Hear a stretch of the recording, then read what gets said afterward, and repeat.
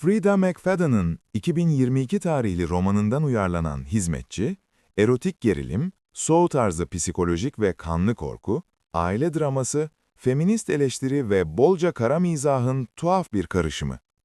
Bridesmaids ve A Simple Favor filmlerinin yönetmeni Paul Feig'in yönettiği, Sydney Sweeney, Amanda Seyfried, Brandon Sklenar, Indiana L.A., Elizabeth Perkins ve Michelle Morrone'nin başrollerini paylaştığı Hizmetçi, bu 10 yılın başlarında başlayan psikolojik gerilim filmlerindeki eğlenceli ve olumlu trendi sürdürerek, olay örgüsündeki sürprizler, alt-üst etmeler ve hem kasıtlı hem de kazara oluşan sağlıklı bir dozda rahatsızlık içeren, sürükleyici ve bazen klişe Hitchcockvari bir hikaye sunuyor.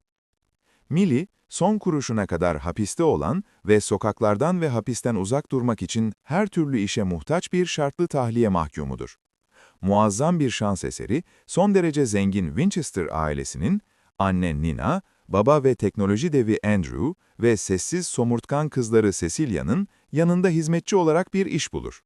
Nina, Millie'yi neredeyse hemen işe alır ve Millie kısa süre sonra ailenin devasa, pastoral banliye malikanesindeki boş çatı katı odasına taşınır. Başlangıçta her şey yolunda gider. Nina sıcak ve misafirperverdir, Andrew nazik ve anlayışlıdır ve Millie artık istikrarlı bir yaşam koşuluna sahiptir. Ancak Nina'nın davranışları giderek daha değişken ve düşmanca hale geldikçe, Millie'den taleplerde bulunup sonra bunları reddettikçe ve onu kocasına sarkıntılık etmektir suçladıkça işler hızla kötüye gider. Nina'nın ruh hali kötüleştikçe, Andrew'un sıcaklığı da hızla sadece misafirperverlikten öteye geçiyor. Ancak Millie bu drama ve çılgınlık döngüsüne daha da çekildikçe, evlilik mükemmelliğinin bu çatlayan cephesinin ardında çok daha aldatıcı ve sinsi bir şey olduğunu çok geçmeden fark ediyor. Hizmetçinin prodüksiyon tasarımı, temiz, güzel ve mükemmel derecede ahlaksız. Bir uyarlama olarak Hizmetçi zekice ve yetkin bir şekilde yapılmış. McFadden'ın Entrika, İstismar ve İntikam romanı, özellikle son birkaç yıldır psikolojik korku ve gerilim filmlerinin muzaffer bir geri dönüş yaptığı günümüzde, film uyarlaması için mükemmel bir araçtı. Aynı dönemde gösterime giren ve başrolünde Brandon Sklenar paylaşıyor. Bazı değişiklikler yapılmış. Şiddet bazı yerlerde azaltılmış, bazı yerlerde ise artırılmış ve doruk noktası olan final oldukça daha gergin ve kanlı. Bunun dışında McFadden'ın hırçın banliyö gotik tarzı, bazı sakilliklere rağmen ekrana iyi ve çoğunlukla sadık bir şekilde aktarılmış. Hizmetçi filmi görsel açıdan zengin. Filmin olay örgüsünün ve nüanslarının yarısı, yalnızca sanat yönetimi, set ve prodüksiyon tasarımları, kostümler, makyaj, saç, ışıklandırma ve hatta renk paleti aracılığıyla aktarılıyor. Bazı film noir unsurları taşısa da, Hizmetçi filmi daha doğru bir şekilde film blank olarak tanımlanabilir. 1940'ların film noir örnekleri gibi, bu da modern toplumsal kaygıların doğrudan eleştirisi, insan zulmünün yapı sökümü, tam anlamıyla psikolojik savaş ve ince bir çürüme içindeki bir dünya ve toplumun acımasızca yerle bir edilmesiyle izleyiciyi rahatsız eden ve tedirgin eden bir hikaye. Ancak zulümlerini kasvetli gölgelerle örtmek yerine, hizmetçinin içsel çirkinliği, parlak, kaçınılmaz ışık huzmeleriyle aydınlatılıyor. Hizmetçi kızın dünyası çoğunlukla beyaz, fil dişi, bej ve şampanya tonlarından oluşan sınırlı bir renk paletinden oluşuyor. Bu yumuşak, soluk tonlar neredeyse her kareye hakim. Ancak bu, sıcak, tatlı veya davetkar bir beyaz tonlu ortam değil. Dokunulmaz lükslerin bu steril sarayında veya dışarıda uzanan acımasız karlı alanda rahatlatıcı hiçbir şey yok. Her şey çok temiz, çok özenle bakımlı ve dökülen yemekler, kırık tabaklar, yerinden çıkmış dişler ve saçlar veya kan gibi şeylerle çok kolay kirlenebilir görünüyor. Zaten yozlaşmış olduğu için kolayca lekelenebilen ve bozulabilen bir dünya. Ev hizmetçisi için temizlik neredeyse dinsizliğe yakındır. Bu durum özellikle Andrew Winchester'ın özenle düzenlenmiş, Pinterest'te hazır, güvenlikli site içindeki büyük malikanesi ve bulunduğu zengin Long Island topluluğu için geçerlidir. Sakinleri de daha iyi değil. Nina'nın kırılganlığı ve vahşiliği ve çok daha etkileyici bir şey, sürekli olarak bu mükemmellik cephesini çatlatıyor, buna parlak platin boyanın altında gizlenmiş, gerçek kahverengi saç diplerini gizleyen takıntılı kuaför ziyaretleri ve aldatmaca da dahil. Winchester ailesi, özellikle Nina ve soğuk, ciddi ergen balerin Cecilia, inanılmaz derecede temiz ve özel dikim fil dişi tonlarında giyinmiş durumda. Görünüşte iyisever ve rahat Andrew'un kışlık beyazları ve vücuda oturan kıyafetleri, fazla mükemmel dişleri ve gülümsemesi bile doğal olmayan bir rahatlık, ulaşılmaz, yasaklanmış bir zenginlik ve özenle korunmuş kasıtlı bir başarı ve kolaylık imajı yayıyor.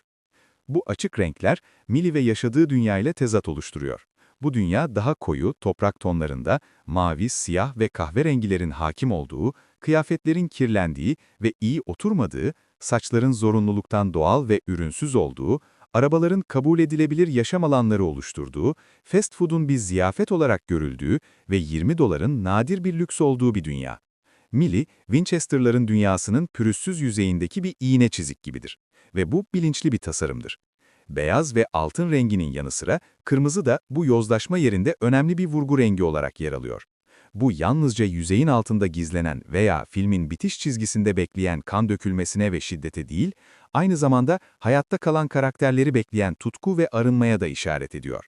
Bu anlamda saflık ve ışık içinde kendini gizleyen kötülük, hizmetçi kız Dario Argento'nun Tenebrae filmine bazı benzerlikler gösteriyor.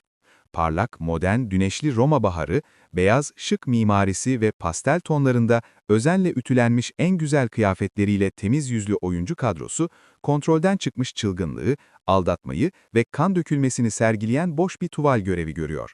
Ancak Tenebrae'nin kanla kaplı kötülüğü ön plandayken, hizmetçi kız, kan arzusundan ziyade acımasız zihin oyunlarına ve güzel ancak utanç verici, rahatsız edici bir yakınlığa odaklanıyor. En azından son sahnesine kadar.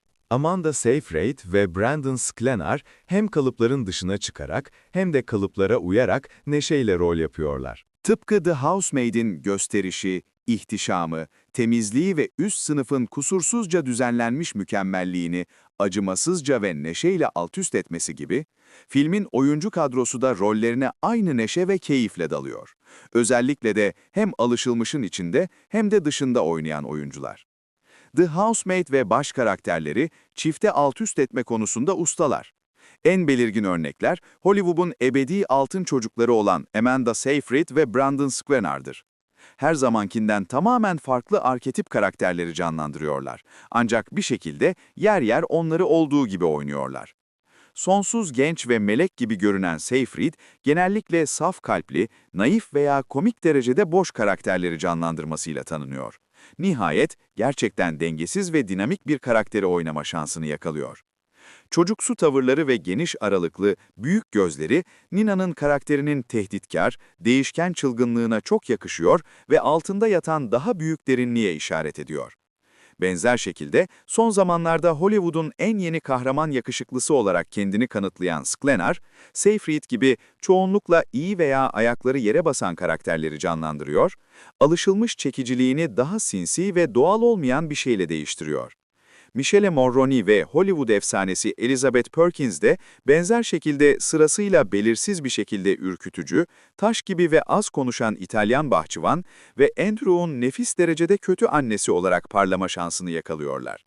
Ve tüm bunların merkezinde Euphoria dizisinden tanıdığımız Sydney Sweeney var.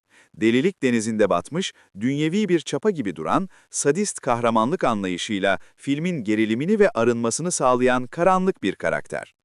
Bu kalıplaşmış rollerin tersine çevrilmesi, yukarıda bahsedilen sahne düzenleri ve kostümlerle birleşerek neredeyse her sahneye nüfuz eden genel huzursuzluk ve tiksinti atmosferini yaratmada oldukça başarılı. Zarafet, güzellik ve rahatlığı simgelemesi gereken yerler, eşyalar, kıyafetler ve motifler, bakılması neredeyse kirli ve kutsal olmayan bir hale getiriliyor. İnce, muhteşem bir şekilde dekore edilmiş porselen takımlar, kötülüğün ve yozlaşmanın kalıntıları olarak gösteriliyor. Bale dersleri, kostümler ve sahneler, dedikodunun, pasif agresifliğin ve elitizmin mekanları olarak tasvir ediliyor. Çay partileri, küçük düşürücü davranışların yuvası haline geliyor. Sakin yeni İngiltere karı, pastoral manzarayı sert, affetmeyen bir cehennem manzarasına dönüştürüyor. Hizmetçi, iyi ya da kötü, bilerek tatsız davranıyor. Bu iğrençlik ve rahatsızlık karakterlere ve onların eylemlerine de yansıyor. Kurgunun, yapımın, tuhaf repliklerin ve oyuncuların mikro düzeyden makro düzeye uzanan ifadelerinin karanlık büyüsüyle, aksi halde güzel insanların, lüksün ve güvenliğin hüküm sürdüğü bu dünya, kelimenin tam anlamıyla deliliğin ağzına dönüşüyor. Bu karakterlerin yaptığı her şey, ister kiş pişirmek olsun, ister ilişki kurmak, izlemesi mide bulandırıcı. Aksi halde yakışıklı ve popüler oyuncular arasındaki yakınlık veya romantik jestler, sinema severlerden utanç verici ve rahatsız edici kıkırdamalar koparıyor. Bu da başlı başına etkileyici bir başarı. Ancak kötü şöhretli kült klasik The Room gibi benzer tepkiler alan diğer filmlerin aksine, yönetmen Feigin izleyicileri stresli bir kahkahaya boğmak için kasıtlı olarak çaba sarf ettiği açıkça görülüyor. Arrested Development, 30 Rock, Parks and Recreation ve The Office gibi sitcom klasiklerinde yönetmenlik becerilerini geliştiren Feig, yaygın korku ve şiddet duygusunu dengelemek için tam doğru miktarda kara mizah ve utanç verici komedi katıyor. Sklenar ve Sweeney arasındaki erotik bir sahneyi, izleyicilerin gözlerini kapatıp gergin bir şekilde güldüğü kadar rahatsız edici bir şeye dönüştürebilecek tek kişi Feig'di. Şıklığı ve etkili performansıyla dikkat çeken hizmetçi filmi, bazı önemli dezavantajlara da sahip. Bahsi geçen ton uyumsuzluğu ve belirsizlik, fazla hantal ve sakil olabiliyor. Bazıları için bu kasıtlı olarak rahatsız edici yaklaşım, filmin olay örgüsü ve ön sezi açısından kasıtlı olarak iğrenç olmaktan ziyade, düpedüz garip veya son derece tatsız olarak algılanmasına neden olabilir. Ancak bu kasıtlılık bile filmin doğasında var olan kötülüğü ve zerafetsizliği, özellikle karakter etkileşimlerinin, diyalogların ve sahne kompozisyonunun kurgulanmasında ortadan kaldırmıyor. Diyaloglar genellikle yapmacık, doğallıktan uzak ve abartılı. Bu durum özellikle farklı bakış açıları ve ilgili iç monologları içeren, açıklayıcı bilgilerle dolu filmin ikinci yarısı için geçerli.